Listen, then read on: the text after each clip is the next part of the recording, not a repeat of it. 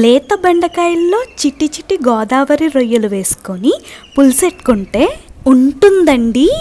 ఈ రుచిని మాటల్లో చెప్పడం కన్నా ఒకసారి చేసుకొని తింటేనే అర్థమవుతుంది.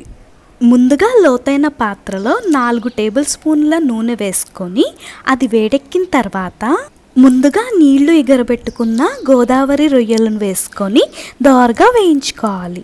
ఇప్పుడు పచ్చిమిర్చి, కరివేపాకు, సన్నగా తరిగిన ఉల్లిపాయ ముక్కలు, ఉప్పు వేసుకొని ఉల్లిపాయ ముక్కల్ని పూర్తిగా మగ్గనివ్వాలి. అలాగే అల్లం వెల్లుల్లి పేస్ట్ వేసుకొని అది పచ్చివాసన పోయేంత వరకు వేయించుకున్నాక బెండకాయ ముక్కలు, టమాటా ముక్కలు వేసుకొని వాటిని 80% మగ్గించుకోవాలి. ఇప్పుడు పసుపు, కారం వేసుకొని పదార్థాలన్నీ కలిసేలాగా బాగా కలుపుకోవాలి.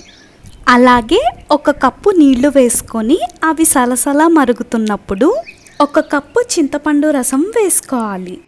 2 నిమిషాలకి పులుసు మరగడం స్టార్ట్ అవుతుందండి. ఈ స్టేజ్లో పచ్చి మసాలా వేసుకొని ఒకసారి కలుపుకోవాలి. ఈ పులుసుని మరో 10 నిమిషాల పాటు మరిగించుకుంటే నూనె పైకి తేలుతుంది. ఫైనల్గా కొత్తిమీర వేసుకొని దించేసుకుంటే బెండకాయ రొయ్యల పులుసు తయారు.